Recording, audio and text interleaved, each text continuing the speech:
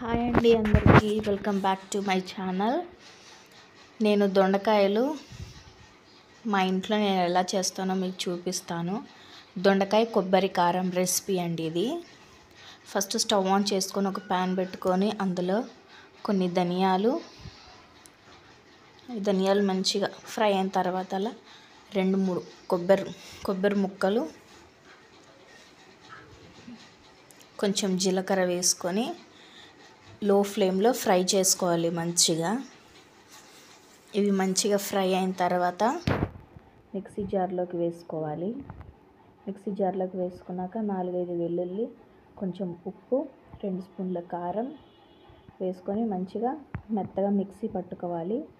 ఇప్పుడు కర్రీకి ఒక ప్యాన్ పెట్టుకొని అందులో 2 టేబుల్ స్పూన్ ఆయిల్ వేసుకొని ఆయిల్ కొంచెం హీట్ అయిన తర్వాత అలా పోపు దినుసులు వేసుకోవాలి.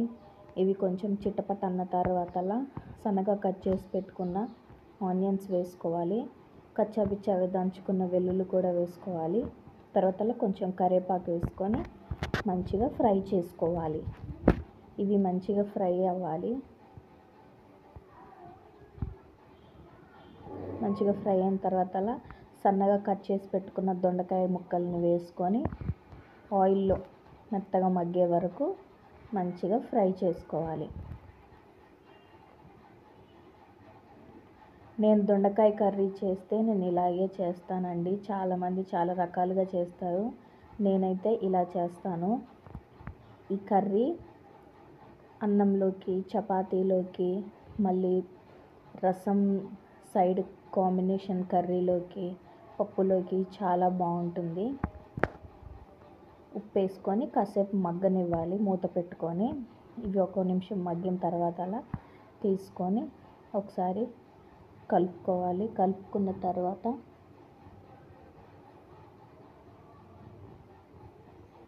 సన్నగా కట్ చేసి పెట్టుకున్న టమాటా ముక్కల్ని వేసి బాగా కలుపుకోవాలి.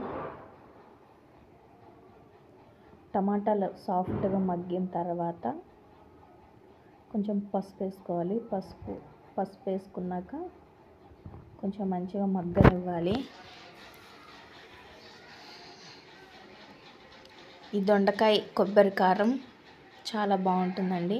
ఇప్పుడు మెత్తగా మిక్సీ పట్టుకున్న కొబ్బరి కారం ఉంటుంది కదా, అది వేసుకొని మంచిగా 1 నిమిషం పాటు కలుపుకొని ఒక 2 నిమిషాలు లో ఫ్లేమ్లో ఉడికించుకుంటే దొండకాయ కొబ్బరి కారం కర్రీ చాలా బాగుంటుందండి. ఇప్పుడు లాస్ట్కి కొత్తిమీర వేసుకొని స్టవ్ ఆఫ్ చేసుకుంటే సింపుల్. ఈ రెసిపీ మీకు నచ్చినట్లయితే లైక్ చేసి సబ్స్క్రైబ్ చేసుకోండి. Bye bye.